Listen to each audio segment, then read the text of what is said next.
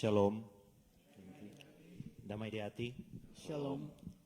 Terpujilah nama Tuhan Yesus Kristus sebagai Kepala Gereja yang telah menganugerahkan waktu dan kesempatan bagi kita semua untuk ada di tempat ini, di rumah Tuhan yang kudus ini. Badan Pekerja Majelis Jemaat dan seluruh pelayan khusus menyambut dengan penuh sukacita kehadiran Bapak, Ibu, Saudara-saudari dalam persekutuan ini. Jika ada jemaat yang baru pertama kali beribadah bersama di hari ini, kami menyambut dengan rasa syukur. Harapan kami terus diberkati Tuhan untuk menjadi berkat. Dan diharapkan bagi kita semua untuk tidak mengaktifkan telepon selama ibadah berlangsung. Terima kasih untuk perhatiannya. Dan ibadah kita pada hari ini tanggal 12 Oktober 2025 akan dipimpin langsung oleh Ketua Jemaat kita, Bapak Pendeta Alan Robot, Sarjana Teologia. Dan pembacaan Alkitab kita ya terdapat dalam Lukas 8 ayat 4 sampai yang ke-15. Sedangkan tema bulanan kita ialah firman Tuhan menumbuhkan iman, membuahkan kebaikan dan menerangi kegelapan. Dan tema mingguan kita di minggu yang akan berjalan ini ialah firman yang berbuah dalam ketekunan. Jemaat diundang untuk bangkit berdiri dan kita buka ibadah ini. Pujilah Tuhan, marilah berjalan ke rumahnya. Pujilah Tuhan, angkatlah tanganmu kepadanya. Kiranya halik dunia memberkati umatnya yang datang untuk berbakti dan melayani Dia. Marilah kita memuliakan Tuhan Allah kita dengan menyanyi PKJ nomor 4, angkatlah hatimu pada Tuhan.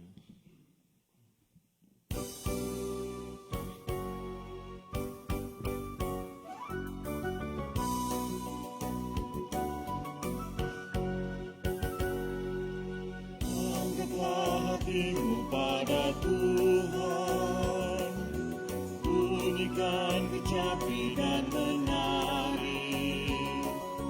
Jangan lupa bawa persembahan. Mari kawan, ajak tenang bernyambah. Sorak-sorak haleluya.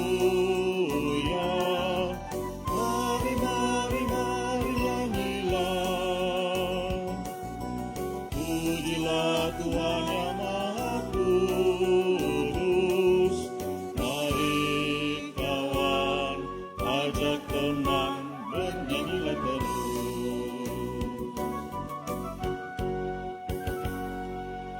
Janganlah mengaku anak Tuhan, jika engkau mengeraskan hati. Jadilah pelaku firman Tuhan. Mari kawan, ajak tenang, bersama menyembah. Sorak-sorak haleluya. Mari nyanyilah. Pujilah Tuhan yang Maha Kudus. Mari kawan, ajak tenang, bernyanyilah terus.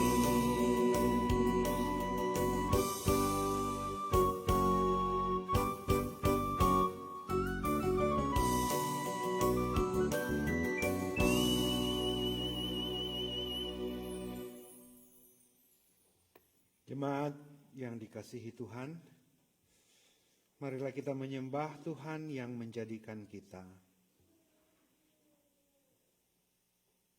Sebab Dialah Allah kita, dan kitalah umat gembalanya dan kawanan domba tuntunan tangannya.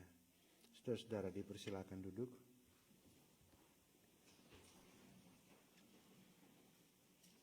Marilah kita berdoa. Datanglah kepada kami ya Allah, seperti kami datang kepadamu. Engkaulah bagi kami tempat perlindungan dan kekuatan untuk selama-lamanya. Ya Tuhan Allah, pagi hari ini kami datang dengan sadar dan sengaja menyiapkan waktu kami, bukan hanya waktu yang kami siapkan, tetapi seluruh eksistensi kehidupan kami, termasuk diri kami dan hati kami. Kami datang saat ini ya Tuhan, menghususkan waktu ini untuk datang menyembah Tuhan, beribadah kepada Tuhan, dan diperlengkapi oleh Tuhan. Kami siap memuji Tuhan, kami siap mendengarkan firman Tuhan, kami siap untuk beribadah kepadamu ya Bapa. Oleh karena itu kami buka ibadah ini dalam nama Bapa dan Anak dan Roh Kudus. Amin. All the kids please came forward.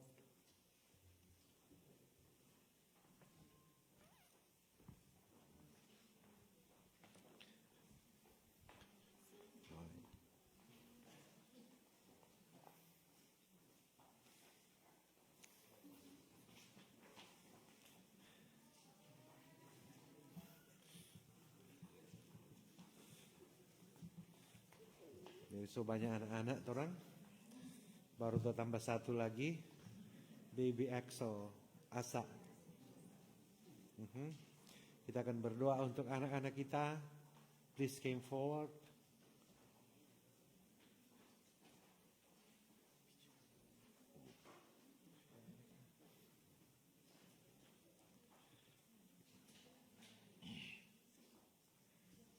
All the kids please came forward.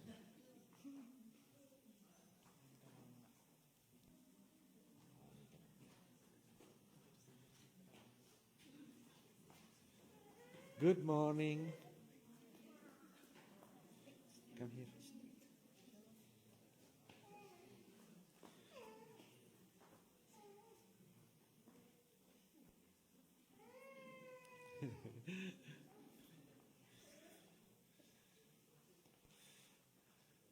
Jadi inilah kekayaan gereja.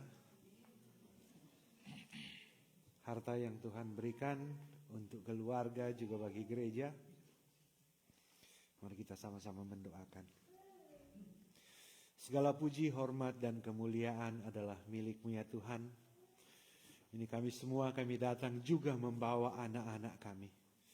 Pertama kami bersyukur untuk anak-anak ini Tuhan. Engkau sudah berikan bagi kami, menjadi kelengkapan bagi keluarga kami, menjadi kekuatan, semangat, dan sukacita bagi kami semua. Satu harta hidup yang tidak ternilai harganya.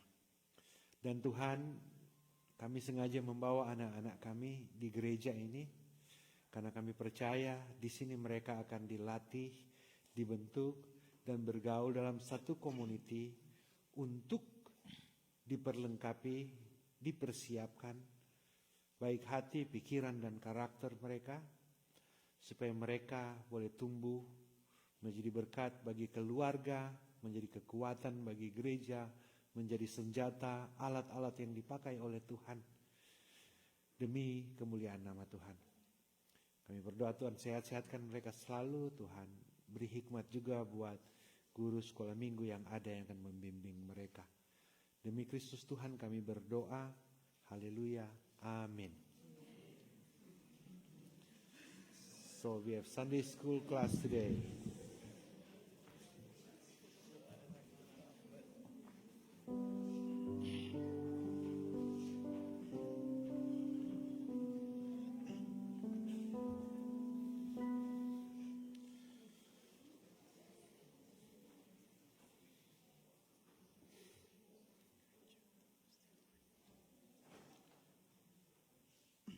NKB nomor 2, Hai Mari Sembah.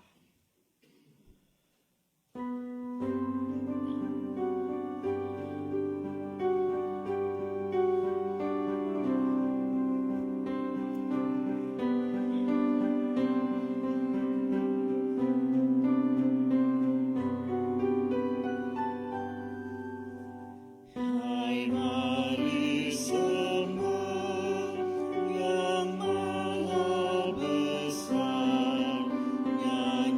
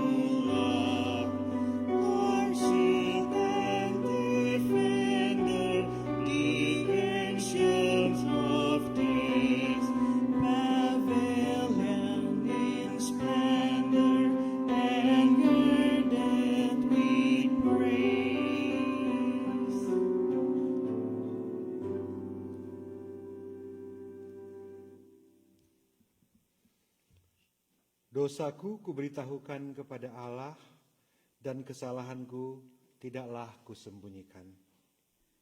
Aku berkata, aku akan mengaku kepada Tuhan pelanggaran-pelanggaranku, dan Engkau mengampuni kesalahan karena dosaku. Marilah kita mengaku dosa kita dalam doa. Kita berdoa. Ya Tuhan Allah yang kudus, ketika kami menyembah Engkau, kami tahu Engkau bersama-sama dengan kami sekarang ini. Tetapi dalam kekudusan-Mu ya Tuhan, kami tahu siapa kami. Dalam kehidupan yang Tuhan percayakan bagi kami sekarang ini, sesungguhnya kami tidak lepas dari kesalahan yang adalah dosa di hadapan-Mu. Engkau menabur benih firman di dalam hati kami masing-masing. Tetapi kadang kami sengaja mengeraskan hati kami. Sengaja menghambat pertumbuhan firman Tuhan dalam hati kami. Bahkan pun kami lebih mementingkan keinginan, kenikmatan, ataupun kekhawatiran, ataupun mengkhawatirkan tentang masa depan, ataupun kami lebih menikmati kekayaan yang sesungguhnya adalah anugerah Tuhan. Sehingga benih-benih firman itu Tuhan terhimpit, tidak berakar dan tidak bertumbuh. Ya Tuhan, segala dosa, segala pelanggaran, segala kesalahan kami, Engkau mengetahuinya. Tetapi pagi ini Tuhan kami datang dengan sadar dan sengaja di hadapan muka dengan Tuhan. Ini kami ya Tuhan. Kami bawa segala kesalahan dan dosa kami. Kami mengaku di hadapan-Mu ya Bapa. Dan dengan penuh kerendahan hati, Tuhan, ampunilah kami, kuduskanlah kami, supaya kami berlayak menikmati hadirat Tuhan saat ini. Kami bawa permohonan ini di dalam nama Tuhan kami Yesus Kristus. Tuhan yang sudah menjadi korban, Tuhan yang sudah menanggung segala kesalahan dan dosa kami. Demi Kristus Tuhan kami berdoa. Amin. Jam sembahyang yang kudus.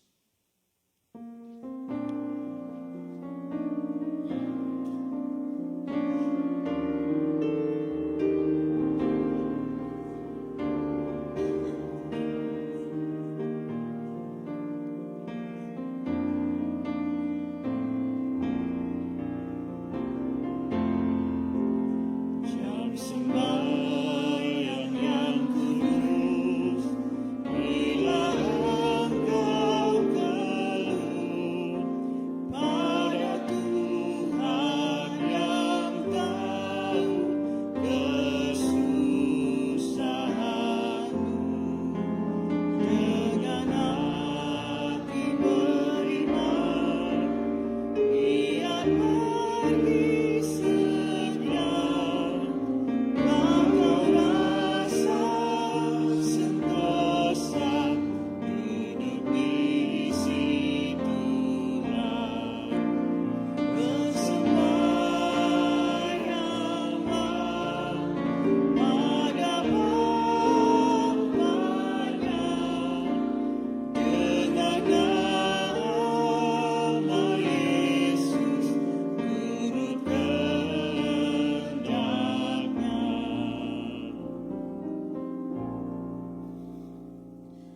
Saudara-saudara yang telah bersembahyang pada Bapa dalam nama Yesus sambil memohon pengampunan. Dengarkanlah janji anugerah Allah yang berkata, jika kita berkata bahwa kita tidak berdosa, maka kita menipu diri kita sendiri dan kebenaran tidak ada di dalam kita. Jika kita mengaku dosa kita, maka Ia adalah setia dan adil, sehingga Ia akan mengampuni segala dosa kita dan menyucikan kita dari segala kejahatan kita. Ajaib atau tidak? Puji Tuhan, kita sambut dengan menyanyi ajaib, benar, anugerah.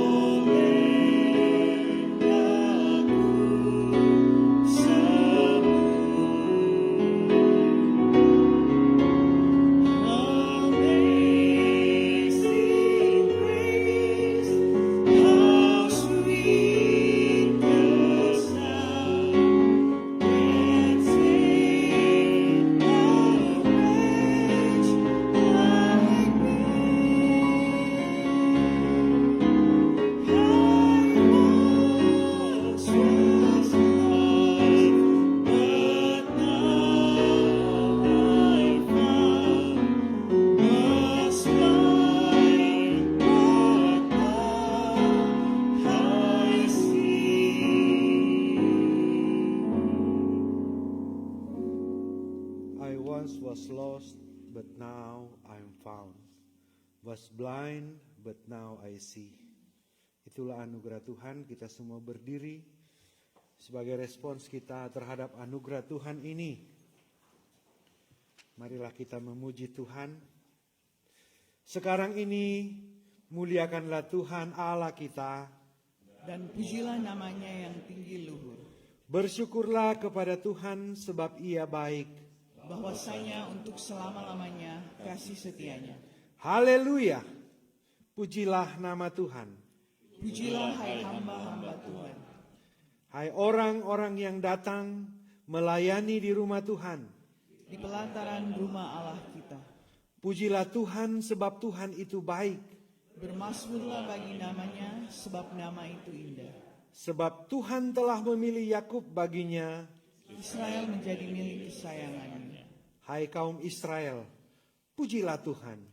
Hai kaum Harun, pujilah Tuhan. Hai kaum Lewi, pujilah Tuhan. Hai orang-orang yang takut akan Tuhan, pujilah Tuhan. Terpujilah Tuhan dari Sion, Dia yang diam di Yerusalem. Haleluya. Terpuji Engkau Allah Maha Besar.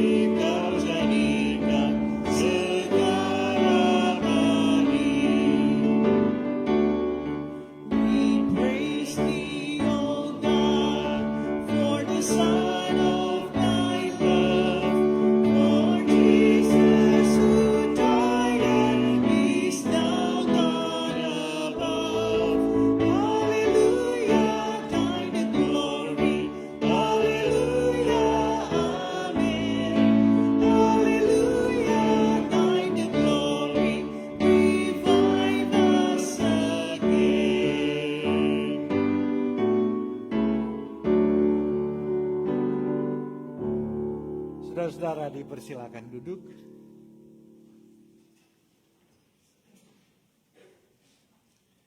Marilah kita berdoa. Bapa, di dalam nama Tuhan Yesus Kristus, kami bersyukur Tuhan beri waktu dan kesempatan bagi kami untuk bersekutu bersama pagi hari ini. Kami bersyukur ketika kami menyembah Engkau, Engkau berkenan kepada kami.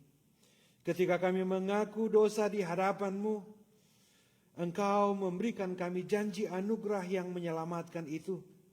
Kami memuji Engkau ya Tuhan. Dan biarlah puji-pujian kami bukan hanya berlaku ketika kami ada di gedung gereja ini.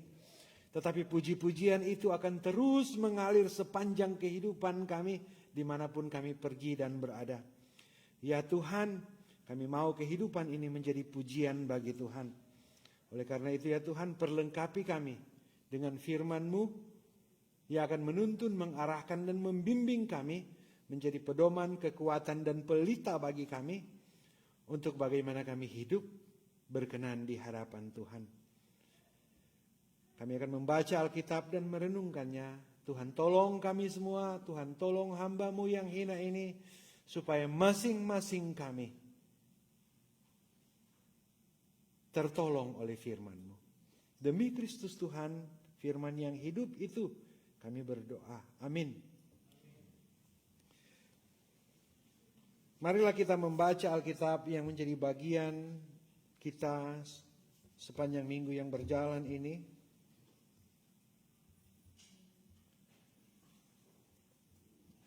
Yang terambil di dalam Injil Lukas pasal 8 ayat 4 sampai 15. Injil Lukas pasal 8 ayat 4 sampai 15, saya akan membaca yang genap, saudara-saudara membaca yang ganjil, kita berganti-gantian. Ayat 15 kita baca bersama-sama. Perumpamaan tentang seorang penabur.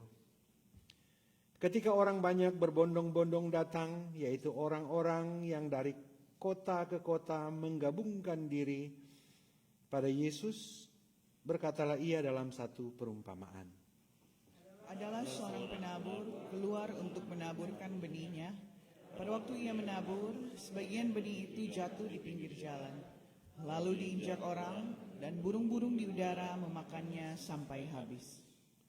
Sebagian jatuh di tanah yang berbatu-batu, dan setelah tumbuh ia menjadi kering karena tidak mendapat air. Sebagian lagi jatuh di tengah semak duri, dan semak itu tumbuh bersama-sama dan menghimpitnya sampai mati. Dan sebagian jatuh di tanah yang baik, dan setelah tumbuh berbuah 100 kali lipat. Setelah berkata demikian, Yesus berseru, "Siapa mempunyai telinga untuk mendengar, hendaklah ia mendengar." Murid-muridnya bertanya kepadanya, "Apa maksud perumpamaan itu?" Lalu ia menjawab, "Kepadamu diberi karunia untuk mengetahui rahasia kerajaan Allah. Tetapi kepada orang lain hal itu diberitakan dalam perumpamaan, supaya sekalipun memandang mereka tidak melihat, dan sekalipun mendengar mereka tidak mengerti." Inilah arti perumpamaan itu. Benih itu ialah firman Allah. Yang jatuh di pinggir jalan itu ialah orang yang telah mendengarnya. Kemudian datanglah iblis, lalu mengambil firman itu dari dalam hati mereka, supaya mereka jangan percaya dan diselamatkan. Yang jatuh di tanah yang berbatu-batu itu ialah orang yang setelah mendengar firman itu menerimanya dengan gembira, tetapi mereka itu tidak berakar.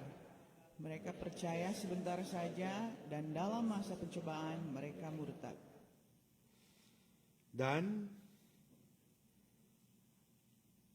yang jatuh dalam semak duri ialah orang yang telah mendengar firman itu, dan dalam pertumbuhan selanjutnya mereka terhimpit oleh kekhawatiran dan kekayaan dan kenikmatan hidup, sehingga mereka tidak menghasilkan buah yang matang. Sama-sama. Yang jatuh di tanah yang baik ialah orang yang setelah mendengar firman Tuhan itu menyimpannya dalam hati yang baik dan mengeluarkan buah dalam ketekunan. Demikian pembacaan Alkitab. Berbahagialah kita yang mendengarkan firman Kristus dan melakukannya dalam kehidupan sehari-hari. Amin. Kita semua berdiri. Kita akan mengikrarkan pengakuan iman kita bersama-sama. Tuhan, tambahkanlah iman kami.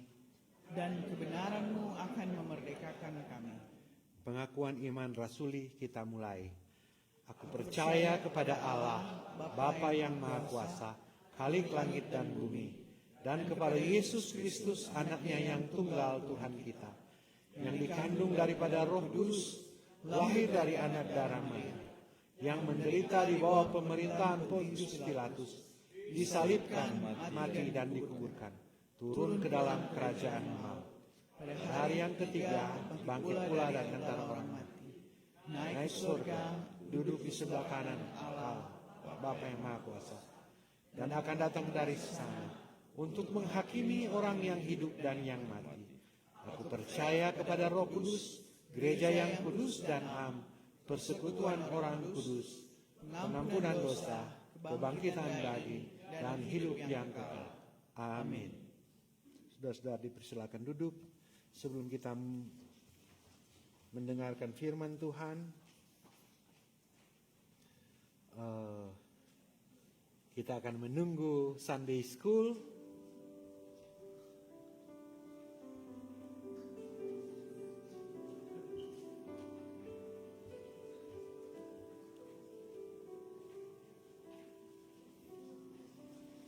Dengan langkah yang sedikit bingung dan sedikit takut, namun penuh semangat.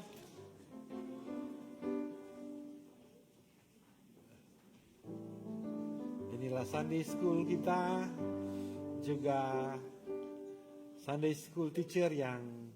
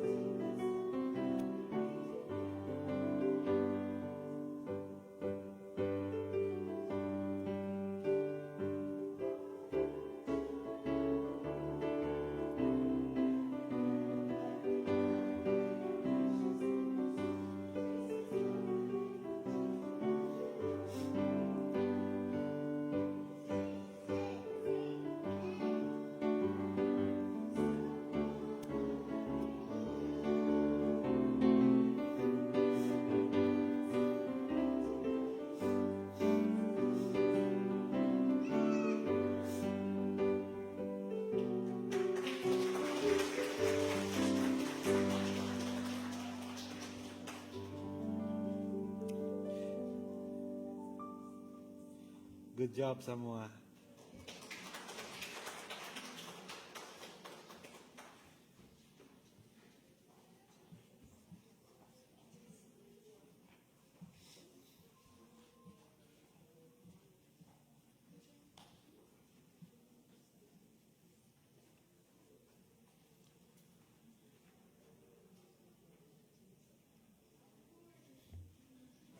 Shalom.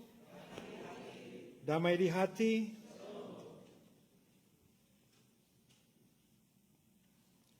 Tuhan Yesus cinta anak-anak, semua anak di dunia. Senang sekali boleh lihat anak-anak boleh membawakan puji-pujian sambutan sebelum firman Tuhan. Dan dari apa yang kita lihat berarti orang mesti tambah tenaga pengajar, karena so mesti ada kelas, kemudian juga hal-hal yang dibutuhkan oleh anak-anak, karena Tuhan Yesus aja cinta anak-anak, apalagi torang. Tuhan Yesus memberkati. Nah, saudara-saudaraku yang kekasih di dalam Tuhan, ketika kita membaca teks perenungan kita pagi hari ini, saya percaya kita semua telah mendengarkan teks ini. Banyak yang sudah menghafal dan berkali-kali kita mendengarkannya karena ini memang teks yang sangat populer. Tetapi tidak mengapa kita belajar kembali di sini sekarang ini, karena tanaman kalau dia cuma satu kali pupuk, kadang dia pupuk fungsi habis, sudah mau bertumbuh bagus. Nah, saudara-saudaraku yang kekasih di dalam Tuhan, ini bicara tentang benih yang ditabur dan menghasilkan buah. Dan katakan bersama saya, menghasilkan buah. Dalam perumpamaan ini, sebelum perumpamaan ini ada juga teks-teks yang lain yang mengatakan bahwa yang tidak berbuah akan dibuang ke dalam api. Masih ingat cerita ini? Setiap cabang, setiap ranting yang tidak berbuah akan dibuang ke dalam api. Itu bicara mau dibuang ke neraka. Kemudian itu Yesus bicara tentang pokok anggur yang benar.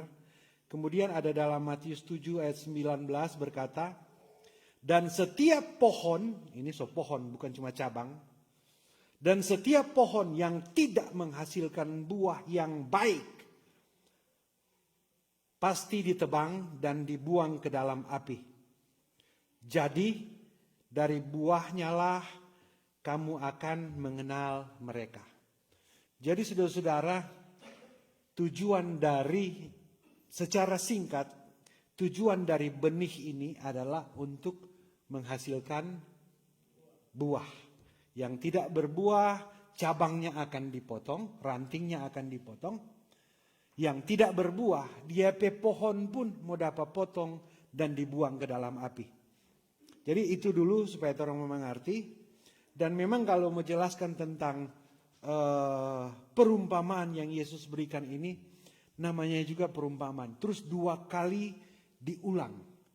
Ayat 5 sampai ayat 8, kemudian ayat 11 sampai ayat 15. Itu dia punya skema. Jadi ayat 5 sampai 8 hampir sama, parable. Kemudian yang 11 sampai 15 hampir mirip.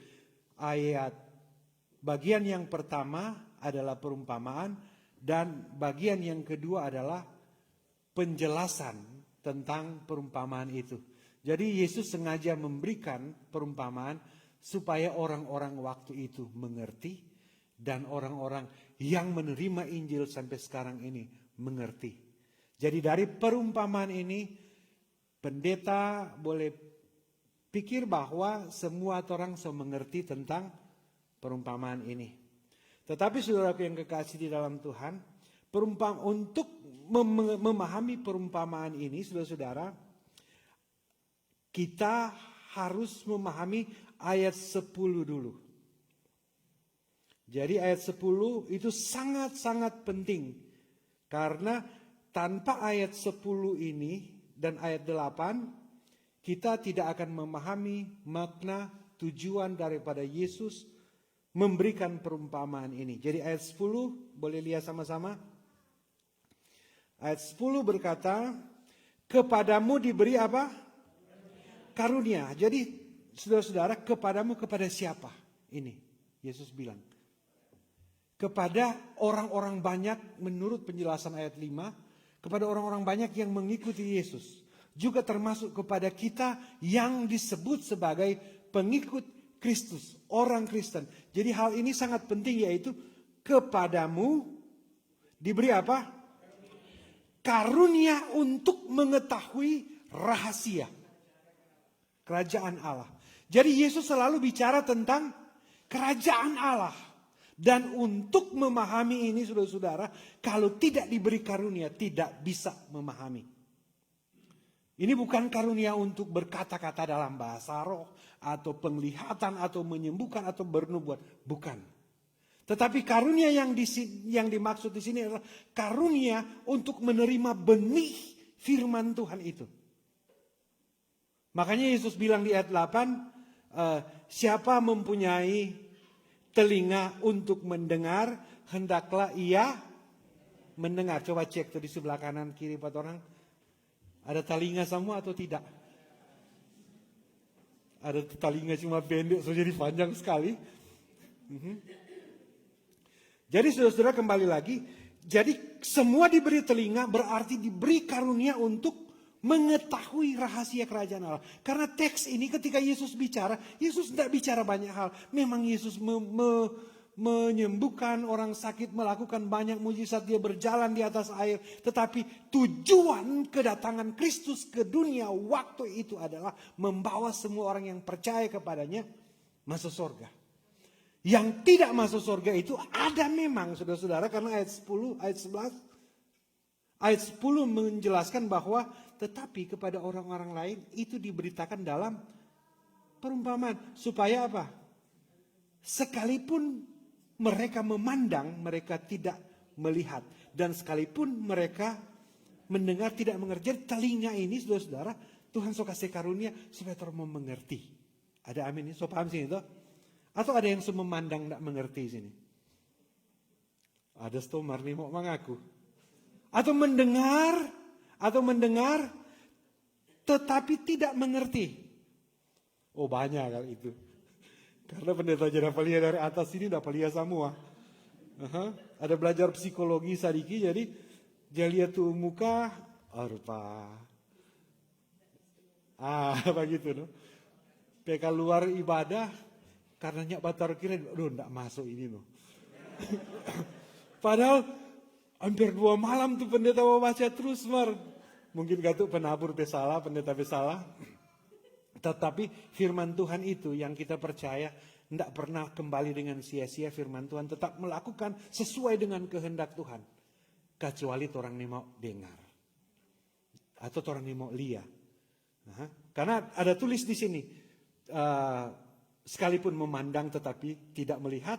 Mendengar tetapi tidak mengerti. Memang ini kalimat ini gagal sekali rupa pepatah. Jadi saudara-saudara, untuk memahami teks ini kita harus mulai dari situ. Mengerti bahwa telinga ini karunia dan kemampuan untuk mendengar firman Tuhan, benih yang ditabur itu adalah karunia yang Tuhan berikan kepada siapa yang bertelinga. Kalau ada telinga sama, dengar baik-baik. Nah, saudara-saudaraku yang kekasih di dalam Tuhan, yang pernah menanam sesuatu, boleh angkat tangan. Pernah tanam rica, karena pendeta dapat lihat rupa trending ini ya foto-foto tuh kokuru itu, tapi kokuru susu ijo-ijo. Ada bu tani yang tanam rica, ada yang karena dia suka yang pahit-pahit, tanam daun pepaya, belum riki berbuah, so harus dipanen karena semua musim dingin. Nah, saudaraku yang kekasih di dalam Tuhan, setiap kali kita menanam itu, saudara-saudara, pertama apa yang kita persiapkan?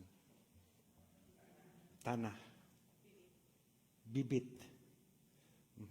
Jadi bibit ini bibit gratis kok ini, karena Tuhan jatabur itu bibit. Tetapi yang orang mesti kerjakan itu tanah. Pernah enggak tanam? Pernah tanam atau enggak? Yang katakan tadi boleh angkat tangan ulang. Pernah enggak tanam milu atau rica atau apa sesuatu apapun sengaja tanam di tanah yang keras? Pernah enggak? Pernah? Enggak pernah toh? Pernah enggak sengaja tanam di atas batu? Enggak pernah. Enggak ada toh? Berarti semua pandai, semua punya karunia untuk memahami. Ya? Pernah enggak sengaja tanam di kusu-kusu? Sengaja tanam di kusu-kusu. Dan berharap ini akan berbuah 100 kali lipat. Nggak ada. Jadi memang sengaja Tuhan Yesus pakai ini perumpamaan. Supaya orang dengan mudah untuk apa? Melihat dan mengerti. Dia bahasa aduh kurang bodoh kayaknya mau mengerti. Hah? Nah, saudaraku yang kekasih dalam Tuhan, di sini ada 3 hal penting. Yang pertama adalah penabur. Katakan bersama saya penabur. Penabur itu adalah yang menabur. Nah, Tuhan Yesus menabur, Tuhan Allah menabur, Musa menabur, Paulus menabur. Kalau di Minahasa itu orang bilang Riedel dan Schwartz menabur. Semua Pelsus, diaken, penatua, pendeta itu menabur benih. Jadi itu penabur itu adalah Tuhan dan orang-orang yang dipakai oleh Tuhan untuk menabur. Ini penting. Kemudian yang ditabur itu adalah firman Tuhan. Jadi firman Tuhan ini berfungsi untuk membawa kita sampai di sorga. Jadi firman Tuhan ini saudara-saudara adalah milik Tuhan sendiri, yang punya kekuatan, yaitu kekuatan Tuhan sendiri yang tidak pernah gagal dan tidak bisa gagal. Tetapi ketika kita baca teks ini ternyata ada yang gagal. Nanti tolong pelajari sebentar. Kemudian jadi penabur, benih, dan tanah. Tanah secara sederhana yang dimaksud di sini adalah hati orang. Ya. Bukan orangnya, orang hati. Hati kita masing-masing. Jadi saudara-saudara, dari teks ini ada 4 jenis tanah yang diceritakan. Ada sarjana pertanian sini. Yang jurusan tanah ada. Jadi ada 4 jenis tanah di sini. Di ayat 5 dan 12 bicara tentang tanah di pinggir jalan. Nah, jangan orang pikir tuh pinggir jalan rupa di sini kalau orang sudah bikin taman, itu tanah gagah itu. Ya, tetapi orang pikir tanah yang di kampung dulu kalau di pinggir jalan, kalau toraget kok susah dikit maju. Jadi di pinggir jalan so tanah-tanah kampung. Tetapi tanah yang belum pernah pergi Israel kok banyak sama dengan pendeta. Itu tanah di zaman Yesus itu orang cuma bajalang-bajalang toh. Ketika orang mau berjalan di tanah itu jadi keras. Jadi keras, jadi susah menyerap air. Toh. Jadi itu yang dimaksud dengan tanah di ayat 4 dan 12. Kemudian tanah yang kedua adalah tanah yang berbatu. Jangan orang pikir batu-batu kecil. Karena kalau orang lihat tuh gambar-gambar di tempat Yesus ada begitu dia tanah berwarna merah. Tuh. Dah beli hampir sama dengan tuh tanah-tanah di Arizona begitu. Merah-merah. Susah sekali mau bertumbuh tuh tanaman di situ. Itu tanah yang berbatu seperti itu, batu kapur kok itu. Kemudian jenis tanah yang ketiga adalah tanah yang banyak semak-semak. Kalau itu di mana-mana ada. Subur sebenarnya subur. Tetapi telah ini semak-semak, rumpuh atau tumbuhan-tumbuhan yang tidak berguna, orang so take over itu tanah itu. Jadi meskipun subur, tetapi banyak bahasa ini? Banyak gulma begitu ya. Banyak tumbuhan-tumbuhan yang lain. Dan yang keempat adalah tanah yang subur. Saudara-saudara, tanah yang apa ini? Betul-betul? Mana mau lihat tuh muka dulu sama kalau subur. Karena kalau pendeta lihat tuh muka begini, aduh lama mau kelar ini. Oh, itu tanah yang keras itu. Karena sedang mau dengar, sudah mau. Tuh. Atau ada yang dapat lihat semangat sekali. Marka luar gereja solaeng. Cuma di dalam gereja itu banyak batu-batu. Itu banyak batu-batu. Karena DP akar tidak bisa bertumbuh. Toh, belum sempat merambat tuh akar, sudah suka luar gereja. Nanti tanam ulang minggu depan. Ya kapan mau berbuah? Toh? Kemudian tanah jenis yang ketiga adalah tanah yang banyak semak-semak. Kalau orang baca di teks gagah sekali. Jadi ini cerita tanah yang banyak semak-semak itu memang dia menerima benih. Sariki subur di tanah. Dia tertanam, dia berakar. Tetapi DP buah, kalau orang Languan dia bilang mobe. Tahu tuh buah yang mobe? Dapat dia masak marnya manis. Atau masih setengah mantap dia mesti jatuh. Hah? Tinasi dia nama. Iya, pokoknya begitulah. Itu kentara sekali. Kalau dari muka sini le dapat lihat, no? Kalau dari mimbar. Maka sekali-sekali naik mimbar supaya tahu. Tuh yang banyak semak-semak itu dapat lihat di muka. Dapat lihat dah fokus sekali karena dia mau berakar, mau bertumbuh. Mari dia pikirannya tidak situ. Iya, dia pikiran cuma tuh di rumput-rumput, dia pikiran cuma tuh di kekhawatiran dalam teks ini ya. Kekhawatiran, dia pikiran cuma tuh di kenikmatan dunia. Pernah enggak ada tambah pikir begitu? Sementara di gereja pun tak pikir tuh nyanda-nyanda. Oh nyanda setengah. Atau tak pikir tuh hal-hal dosa. Pernah enggak di gereja tak pikir begitu? Enggak ada memang aku, karena banyak orang sini. Ya? Tetapi yang tak pikir cuma tentang kenikmatan dunia, tak pikir tentang di gereja ini ya. Tentang sementara dengar firman Tuhan. Dia berpikiran cuma bagaimana kita membaking ini supaya untung banyak.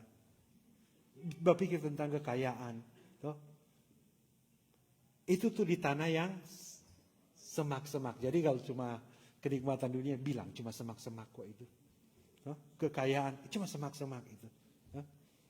Terus yang terakhir adalah tanah yang subur ayat 8.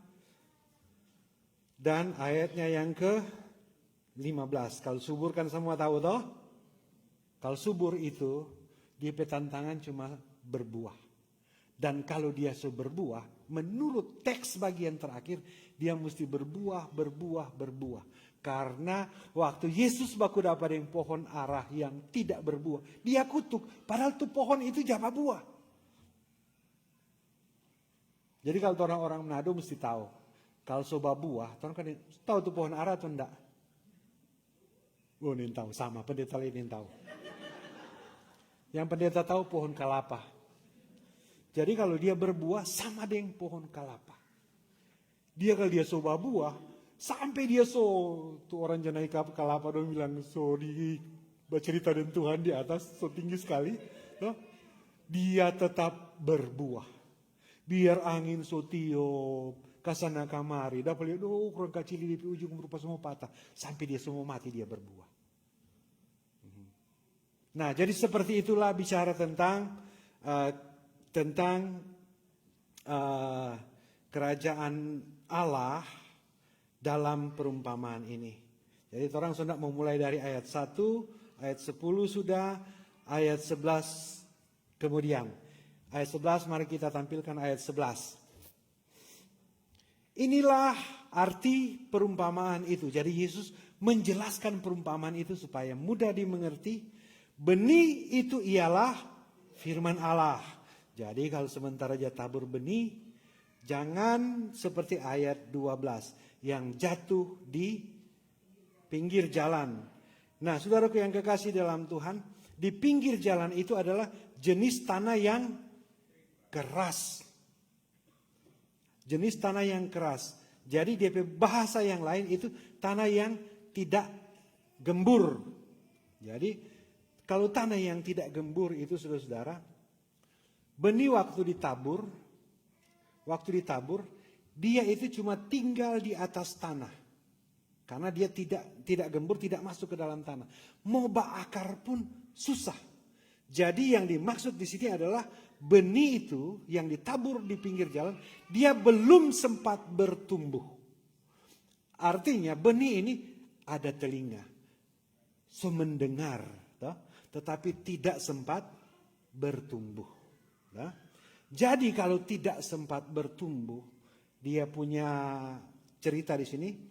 Yang jatuh di pinggir jalan ialah orang yang telah mendengarnya, kemudian apa? Kemudian apa? Boleh baca, boleh tampilkan di screen. Nah, ulang. Yang jatuh di pinggir jalan itu ialah orang yang telah mendengarnya. Katakan bersama saya, mendengarnya. Sekarang mau tanya dulu, di mana tuh orang Jawa dengar firman Tuhan? Di mana?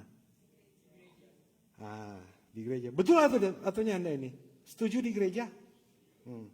Kemudian datanglah siapa? Jadi iblis ini datang di mana? Datang di mana? Jadi memang iblis jarang datang di gereja, no? Dia datang di gereja karena orang kalau takut-takut kan rupa pendeta di rumah dulu. Kalau mau pulang itu waktu itu ya masih gelap sekali tuh lorong itu, belum ada lampu-lampu jalan. Kok itu jalan kubur? Jadi cuma jalan itu gelap sekali. Jajar datang jatuh pikiran dan gelap ini kagak ada orang jahat loh. Mar kan di rumah di sini, kubur di sini. Kon di sini ada tuh orang kampung pe pohon durian. Ada orang David sana tuh, opak. Ada pohon durian di sini. Enggak ada orang jaga. Jadi kalau musim durian, biarlah kubur. Pernah dicari itu durian. Gratis ini toh. Artinya saudara-saudara, toh, iblis dia datang di tempat benih itu, firman itu ditabur. Toh.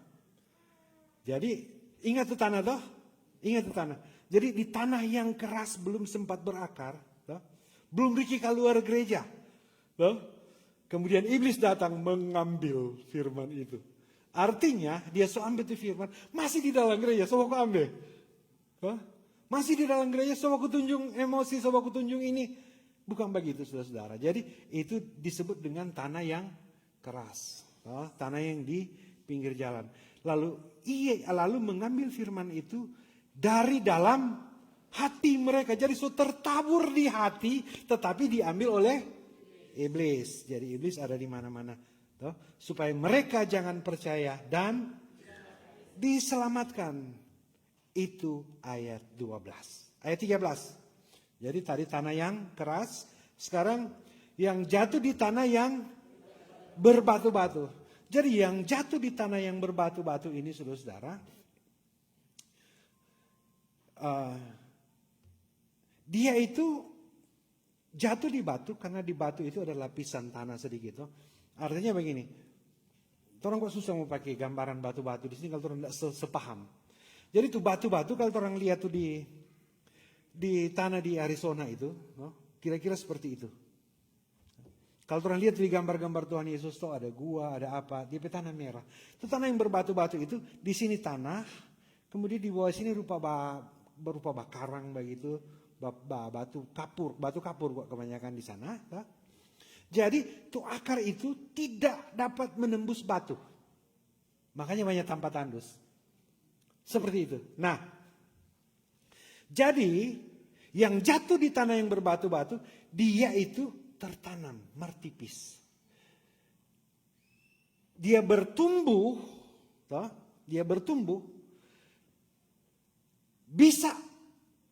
bisa berakar, tetapi akar itu tidak dapat menembus batu. Karena lapisan batu itu menghalangi akar. Saudara bayangkan itu pendeta mau bilang selanjutnya. Jadi saudara-saudara, karena tidak berakar, ketika ada angin, ada cobaan, ada badai datang, langsung rubuh. Pernah lihat pohon rubuh? Kalau di Manado itu banyak. Apalagi itu turun-turun Tomohon, lewat di Tinoor, Warembungan, sampai di Manado. Banyak sekali pohon tumbang. Jadi balik ulang di teks. Yang jatuh di tanah yang berbatu-batu itu ialah orang yang apa? Setelah, jadi sudah mendengar firman. Mendengar firman. Dia berakar dan dia bertumbuh. Tetapi akarnya tidak kuat. Katakan berakar. Akar, pernah lihat akar waktu ditanam? Bisa dilihat atau tidak? Tidak bisa dilihat dari luar. Beda dengan sambiki. Dia berakar, akar tidak bisa kita lihat karena akar di bawah sini. Ini tanah, akar di bawah. Kita tidak bisa melihat. Tetapi bukan berarti kita tidak melihat dan tidak ada pertumbuhan. Yang kita lihat cuma dia punya pertumbuhan dari batang, dari atas tanah. Nah, jadi yang kedua ini di tanah yang berbatu, dia berakar dan dia bertumbuh. Dia berakar dan dia bertumbuh. Tetapi mereka percaya sebentar saja. Perhatikan sekali ini, karena mungkin orang lain begitu. Jadi perhatikan sekali. Mereka percaya sebentar saja dan dalam masa pencobaan, waktu ada angin, dorang semua bilang apa? Ini mereka murtad. Jadi maksudnya di sini, waktu ada angin karena dia pohon tidak kuat, dia rubuh, jatuh semua dia punya rencana, jatuh semuanya dia punya keinginan, dia pikir Tuhan menyertai dia, tetapi dia di dalam Tuhan tidak berakar, makanya waktu rubuh dia komplain ke Tuhan. Tuhan, kita dengar firman. Kita berakar, kita bertumbuh. Tetapi akarnya dia hati itu banyak batu. Mau jelaskanlah itu batu? Ada yang ada batu di hati? Ada yang karena benci ke orang lain, itu tidak pernah terkeluarkan di batu itu. Mesti kasih keluar. Ada yang karena pernah ada masalah, pernah baku singgung di Facebook, tertanam di batu di sini. Itu batu yang menghalangi akarmu bertumbuh, orang tidak akan kuat. Mungkin orang juga begitu, Mar. Rupa ada tegang semua bahagia apa pendeta sekarang ini. Ya toh. Jadi kalau tegang-tegang dia bahagia begini, serius dia bahagia begini, periksa tuh di dalam hati. Ini hati ini ada batu, ini atau enggak? Ada kecemburuan, ada iri hati, kasih keluar sama itu. Karena itu akan menghalangi ini akarmu bertumbuh.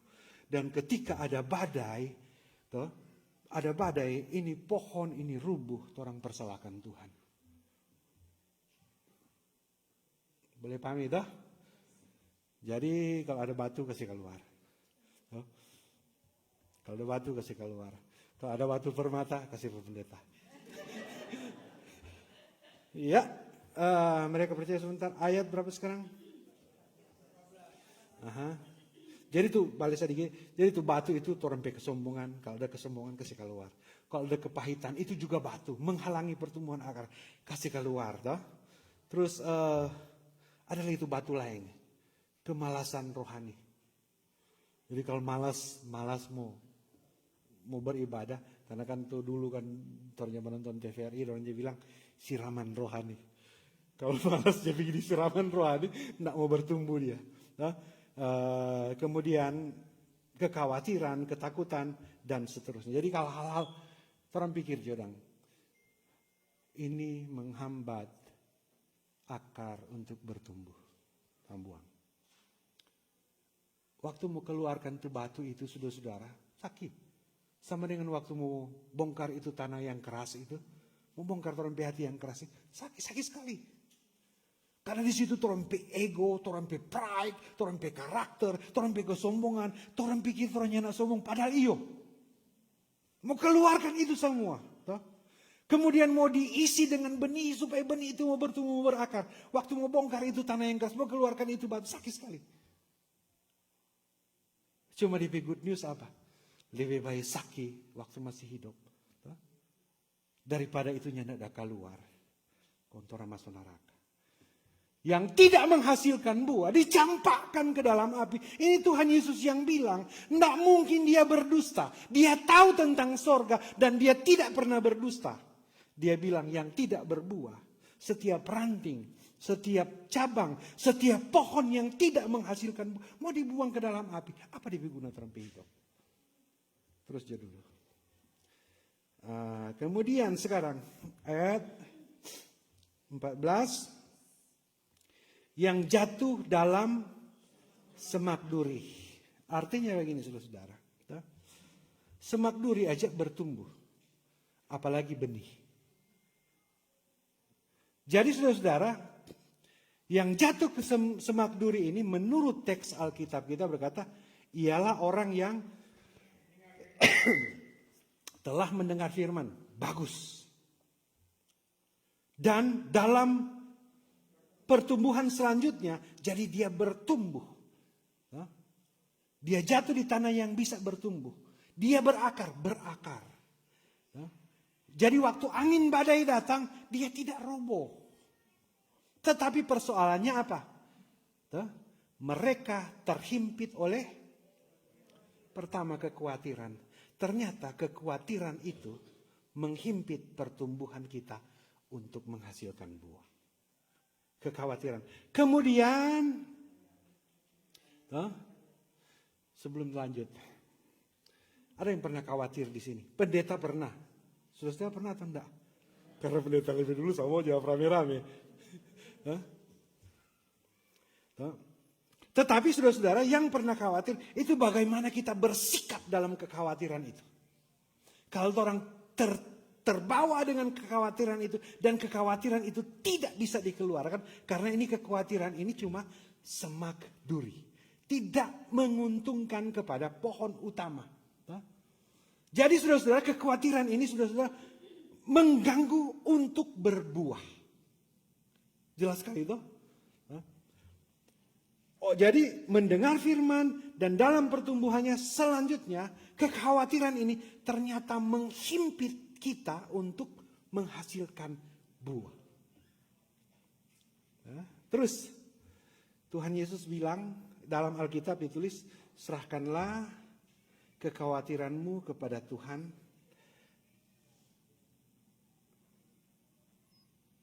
Serahkanlah segala kekhawatiranmu kepada Tuhan, sebab Ia yang memelihara kamu. 1 Petrus 5 ayat 7. Artinya saudara, kalau Petrus bilang seperti ini, sesudah Yesus, berarti kekhawatiran itu meskipun orang rajin dengar firman, rajin ke gereja, orang di komunitas yang baik, kekhawatiran itu selalu datang. Tetapi saudara-saudara, persoalannya bagaimana kita mengelola kekhawatiran ini. Kekhawatiran ini tidak bisa dikelola. Kekhawatiran ini cuma bisa dicabut dan diserahkan kepada-Nya yang memelihara kamu, Tuhan Yesus. Cuma itu yang bisa. Kalau orang mau, lupa Kang Jo, nggak usah takut kok. Tetapi orang tidak mencabut itu kekhawatiran itu, berarti orang belum menyerahkan kepada Yesus. Atau orang berpikir, kita kok boleh mau kalahkan nih kekhawatiran ini. Jadi di sini saudara-saudara, ini semak ini mesti cabut supaya dia bertumbuh. Kemudian, dan apa? Oleh kekhawatiran dan apa? Oleh kekayaan. Jadi saudara-saudara, kekayaan ternyata kekayaan bisa menghimpit. Ini semaknya, ini kekayaan cuma semak. Bilang kekayaan. Cuma semak kok itu. Jadi saudara-saudara, kekayaan ini dapat menghimpit dan menghalangi kita untuk berbuah. Dapat. Tetapi coba perhatikan. Abraham kaya, betul atau tidak? Ayub kaya, Salomo kaya, banyak di Alkitab yang kaya. Persoalannya di sini dijelaskan adalah cinta uang, itu bahasa yang dipakai toh, bahasa cinta. Cinta uang, lebih cinta uang daripada cinta kepada Tuhan. Jadi saudara-saudara, bagaimana orang mau pakai ini kekayaan ini untuk kemuliaan Tuhan? Ada yang pernah batanam sesuatu dan ini serius sekali. Serius sekali. Ada yang pernah atau enggak?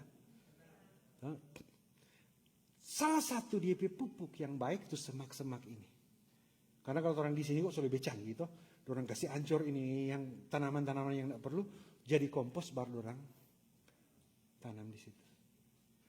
Artinya bagaimana orang mau gunakan ini semak-semak ini tidak mengganggu pertumbuhan untuk menghasilkan buah, tetapi orang atur itu jadi pupuk. Orang atur itu jadi berkat for sesama. Jadi berkat for orang lain. Jadi itu untuk kemuliaan nama Tuhan. Itu yang orang mau kerjakan. Karena ini so lebih bertumbuh, so lebih serius orang ini. Kalau tanah yang keras memang tahu-tahunya nak mau berakar, nak mau bertumbuh. Mari ini so berakar yang kuat, so bertumbuh, kurang persoalan di buah. Ya? Ada kebun cingkeh. Karena kalau cingkeh mesti jaga keluar ke di langwan sih, nentau di lain. Mesti jaga keluar di begai, mesti jaga bersih dia DP rumput-rumput di sei itu. Mesti jaga bersih. Lama-lama itu jadi pupuk. Betul atau tidak? Jadi bagaimana orang memanfaatkan ini? Dan kenikmatan hidup. Kekayaan dan kenikmatan hidup. Sekarang pertanyaan, kenikmatan hidup boleh enggak? Karena,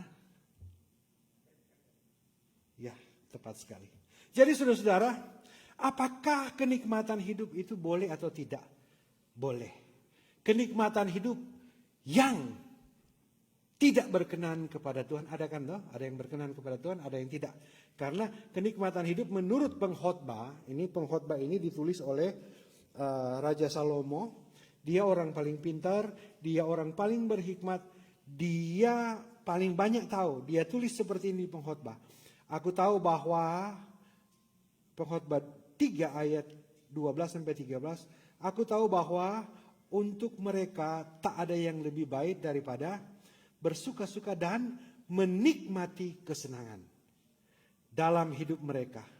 Dan bahwa setiap orang dapat makan, minum, dan menikmati kesenangan dalam jeripayahnya.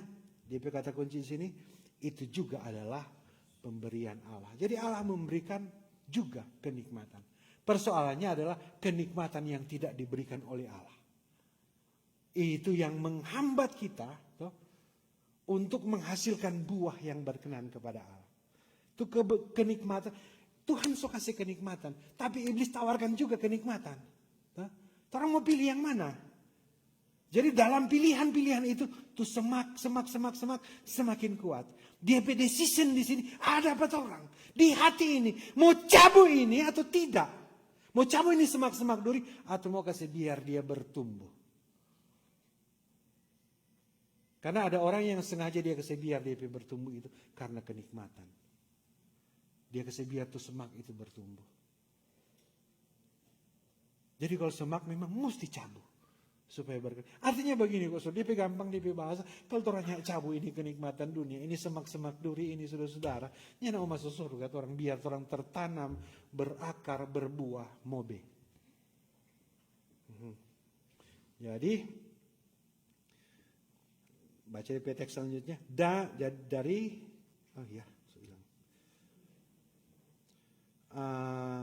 ayat berapa tadi ya? 14 ya.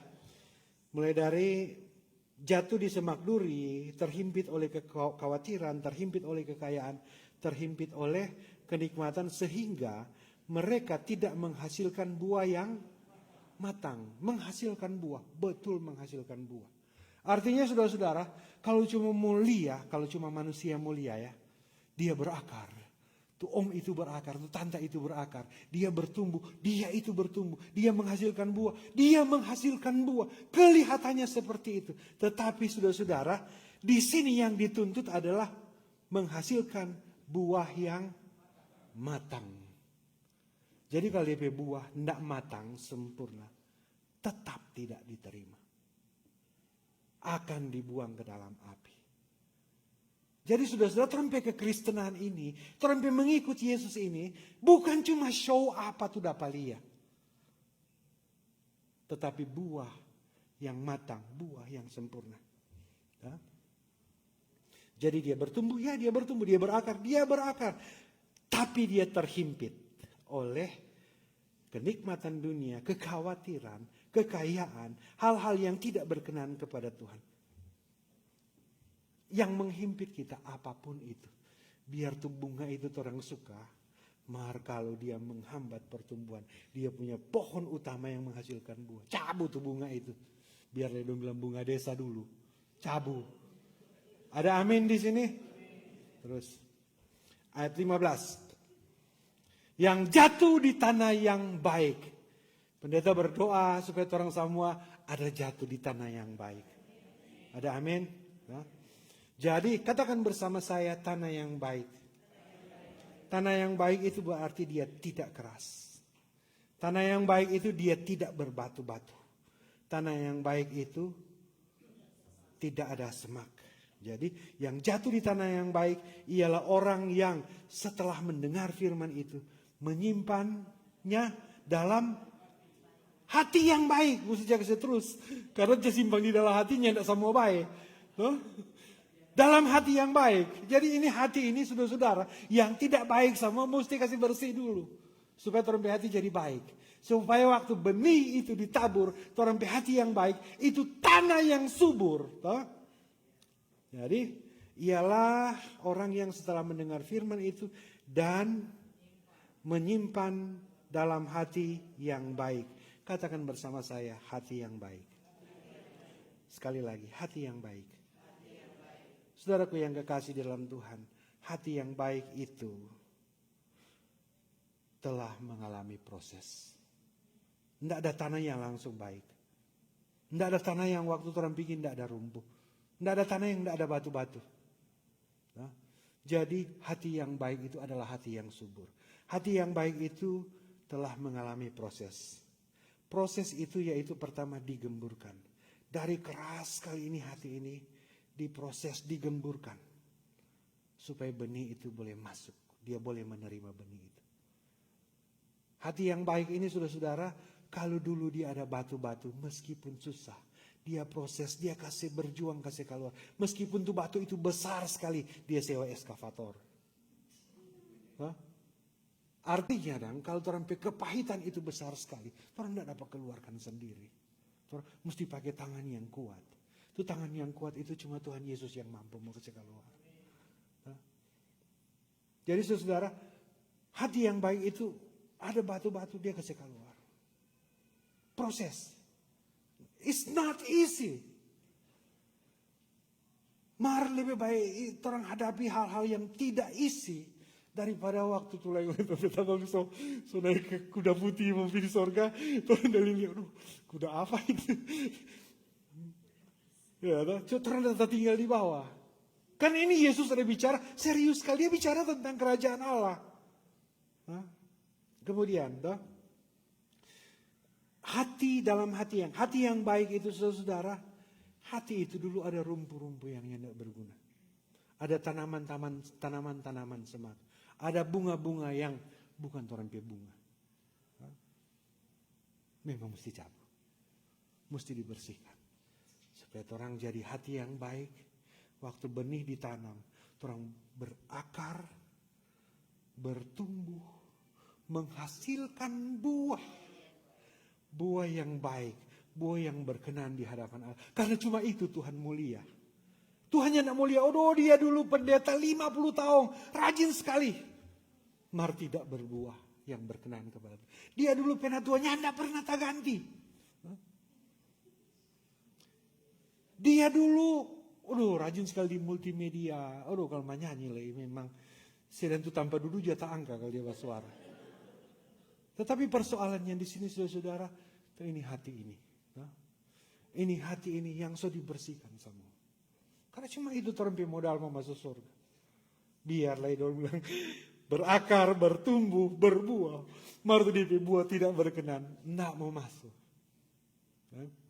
Kembali di teks tadi. Yang jatuh di tanah yang baik itu ialah orang di Gemim Musafir Columbus, Ohio, yang setelah mendengar firman itu menyimpannya dalam hati yang baik dan mengeluarkan buah dalam ketekunan. Katakan bersama saya terakhir sekali, ketekunan. Ketekunan ini sama dengan pohon kelapa, bukan sama dengan pohon ara. Mungkin kalau Tuhan Yesus ada lahir di Ratahan kon di Lepon Kalapa, atau dia di Amurang kon di Lepon Kalapa, dia kasih perumpamaan seperti ini. Jadi orang mesti berbuah sama dengan ini. Sampai dia semua mati, tetap berbuah.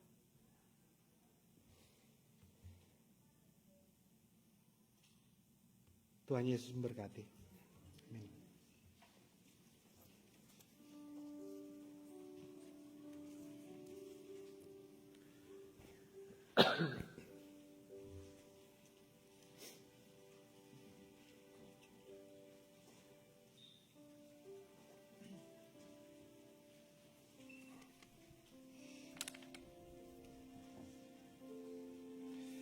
Marilah kita mempersembahkan persembahan syukur kita kepada Tuhan Allah kita sambil memberikan persembahan, hai seluruh umat Tuhan.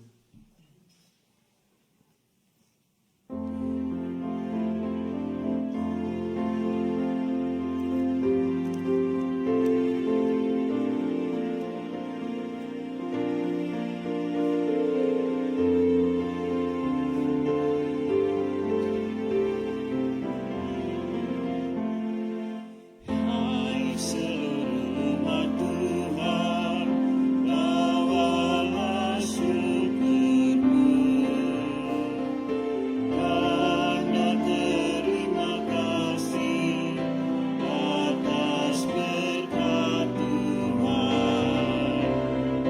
Persembahanmu itu akan diberkati. Bersyukurlah selalu atas berkat Tuhan. Persembahkanlah hidupku kepada Tuhanmu. Berkatlah Engkau kudus di hadapan Kristus. Akan tentram hidupmu dan aman sentosa. Itulah ibadahmu sejati dan kudus. Dalam suka maupun duka, ucapkan syukurmu.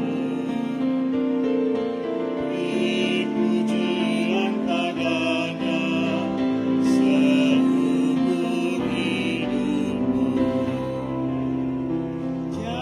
Jadikanlah hidupmu berkenan padanya. Damai dan sukacita sertamu selamanya.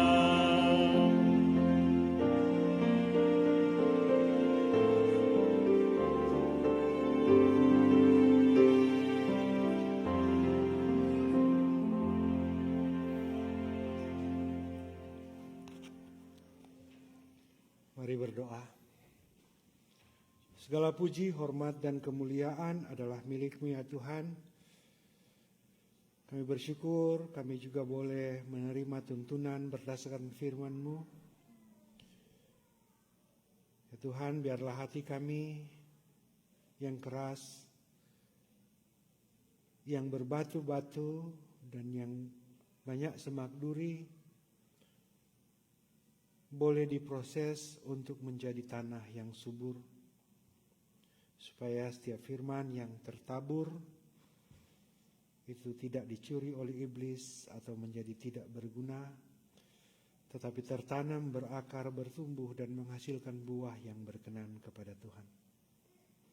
Ya Tuhan, ini kehidupan kami. Kami mau kehidupan ini menjadi buah yang berkenan di hadapan Tuhan. Mampukan kami melewati proses-proses itu sesuai dengan keadaan hati kami. Dan biar kami kuat dalam proses itu demi hormat dan kemuliaan nama Tuhan. Kami sudah merespons firman-Mu dengan membawa persembahan. sebagai bentuk syukur kami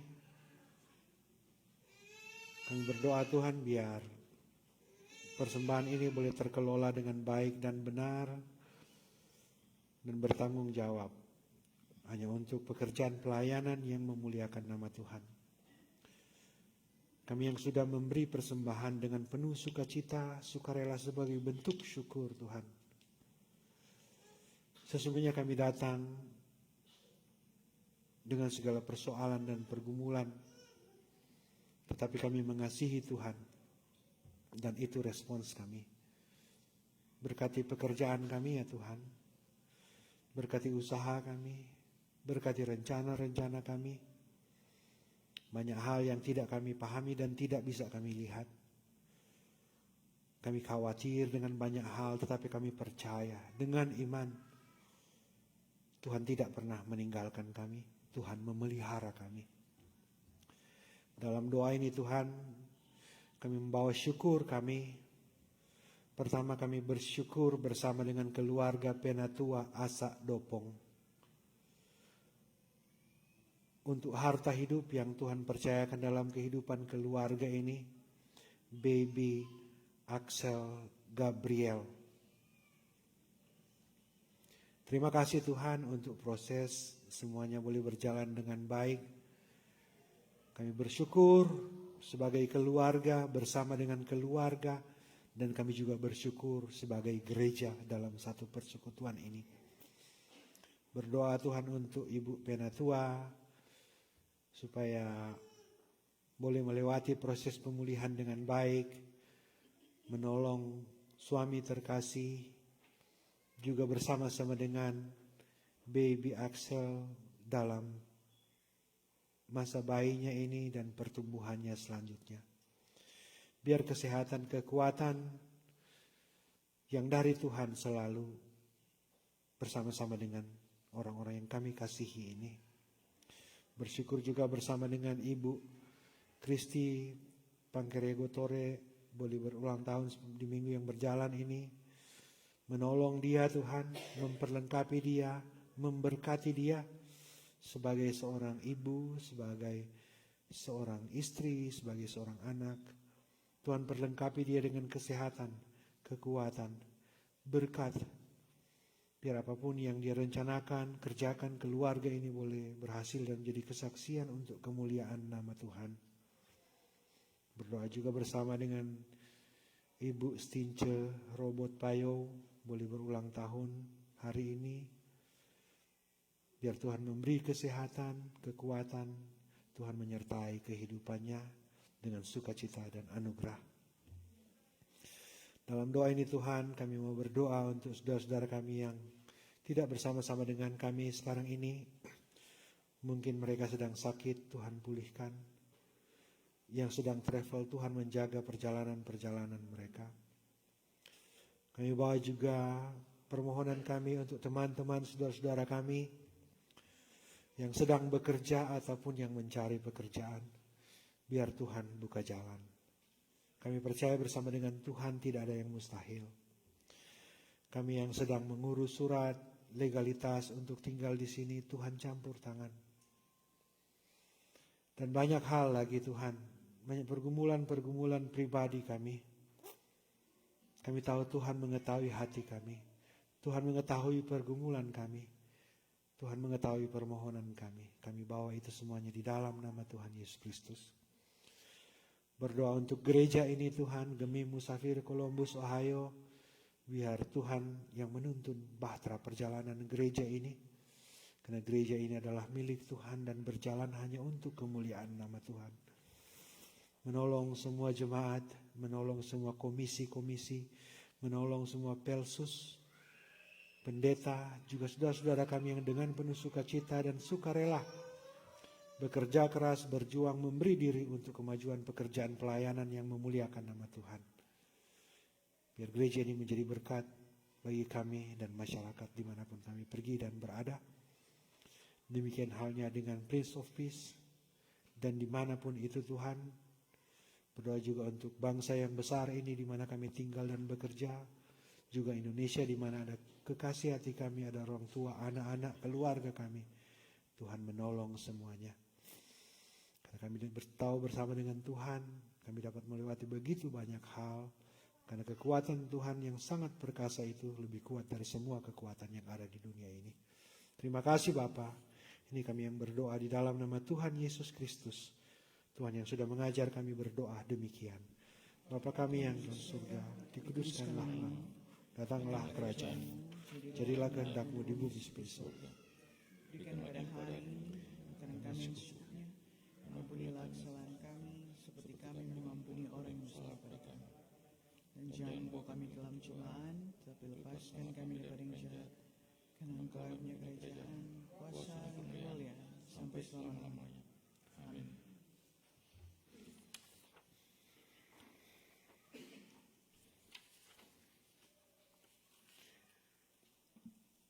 Kita semua berdiri sebagai nyanyian penutup.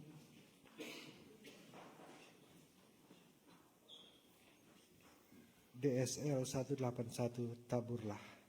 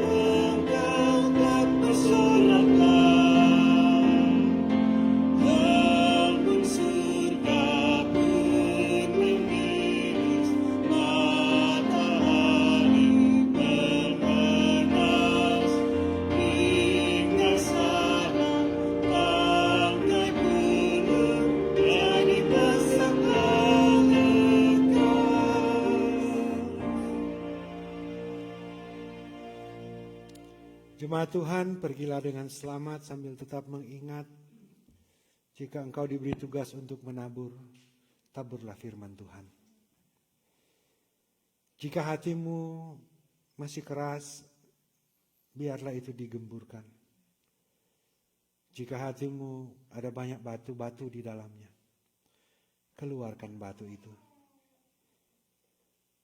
Atau jika hidupmu sekarang ini terhimpit oleh semak yang mengganggu keselamatanmu, cabutlah semak itu. Dan dalam proses itu, pergilah dengan selamat dan terimalah berkat Tuhan. Kasih karunia Tuhan Yesus Kristus dan kasih Allah dan persekutuan Roh Kudus menyertai perjalananmu, menyertai pekerjaanmu, menyertai rencanamu, menyertai seluruh eksistensi kehidupanmu.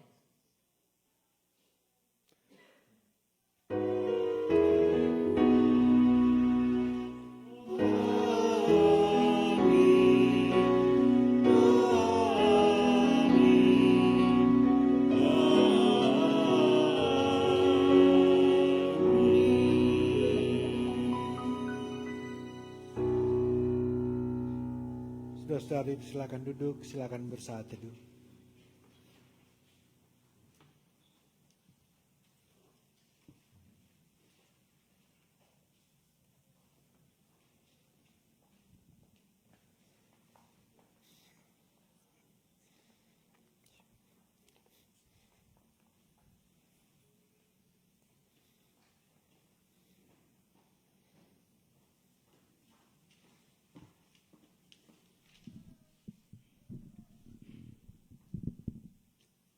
Shalom, damai di hati, selamat hari Minggu buat kita semua.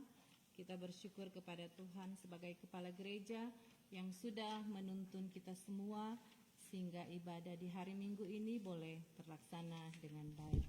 Dan tentunya atas nama semua jemaat yang hadir, bahkan yang mengikuti secara live streaming, tak lupa menyampaikan banyak-banyak terima kasih buat Ketua Jemaat kita yang terkasih Bapak Pendeta Alan Robert Sarjana Teologi yang sudah menjadi kadim di pagi hari ini. Kiranya Tuhan selalu memberkati dalam pelayan di Jemaat Gemi Musafir Columbus, Ohio, dan terus memberkati dalam hidup keluarga, dalam tugas pekerjaan bersama dengan ibu dan anak-anak. Sekali lagi Tuhan Yesus memberkati. Dan terima kasih kepada semua yang sudah mengambil bagian atau yang bertugas di hari Minggu ini, mulai dari tim multimedia, dari prokantor, pianis, Sunday school teacher, dan youth juga. Dan terima kasih buat guru-guru sekolah minggu serta anak-anak sekolah minggu yang sudah mengambil bagian puji-pujian di hari Minggu ini. Disampaikan banyak terima kasih.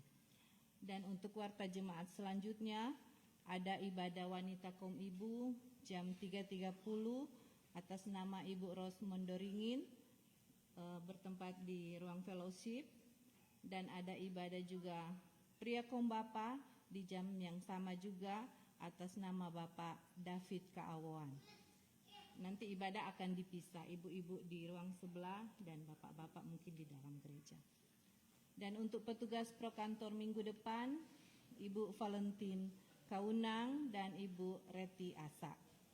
Dan petugas pelayan khusus yang bertugas di bulan Oktober ini adalah pelayan khusus kolom 1, dan untuk koster di bulan Oktober adalah Bapak Robert Munteh.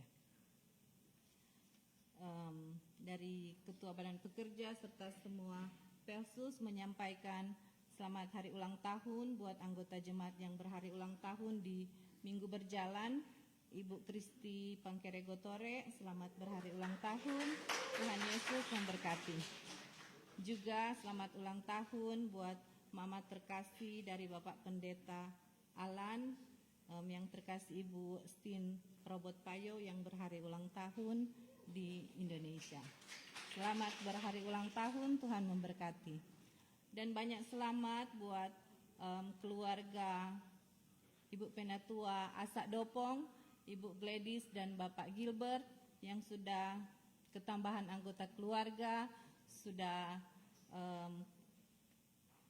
mempunyai baby boy lagi, baby Axel Gabriel Asa yang boleh lahir sehat di Colorado. Banyak selamat buat keluarga Ibu Penatua Gladys dan Bapak Jill. Selamat juga buat oma opa di sini, keluarga Asa Rumengan. Dan tak lupa disampaikan selamat beribadah bagi yang baru pertama kali hadir bersama dengan kita di Jemaat Gemi Musafir Columbus, Ohio. Dengan penuh sukacita iman kami menyambut kedatangan saudara-saudara sekalian, dan kalau boleh untuk memperkenalkan diri, ada beberapa yang baru pertama kali, ada yang sempurna, ada yang baru juga. Kami persilakan.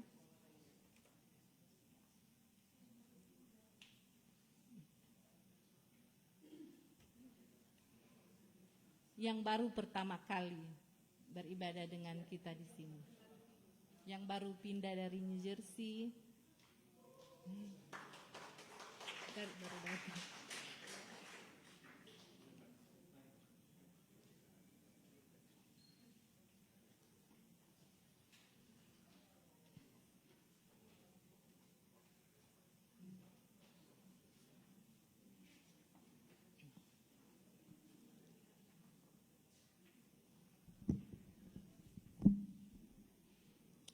Shalom. Selamat pagi, selamat hari Minggu. Terima kasih untuk kesempatan yang diberikan bagi kami keluarga. Kami keluarga Moningka Siwi. Kami sudah beberapa kali datang di jemaat ini. Sudah bertahun-tahun, bukan baru kali ini. Tapi ini officially pertama kali kami pindah dari New Jersey ke Ohio. Suami saya dan anak tiga saja, 3 anak cukup. Ada mami dengan adik dan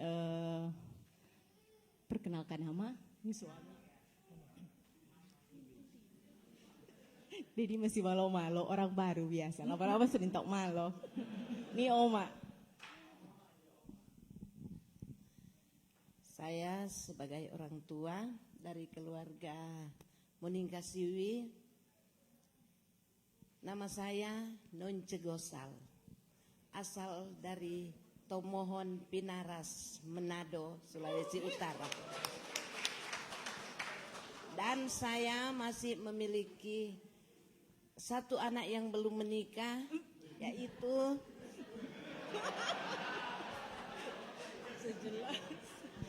Terima kasih, nama saya Andrea Siwi, adik dari Kak Uli dan ini Mami, tinggal di Manado juga.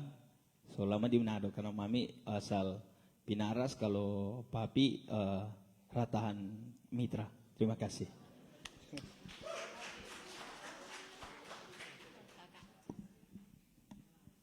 Perkenalkan, nama saya Cinta, anak dari keluarga Moningkasiwi. Terima kasih. Inilah kami keluarga Moningkasiwi. Tuhan Yesus memberkati. Terima kasih buat keluarga Moningkasiwi, selamat datang dan Tuhan Yesus memberkati. Demikian warta jemaat untuk di hari Minggu ini. Ada warta keuangan di slide. Terima kasih semua, selamat hari Minggu, Tuhan Yesus memberkati.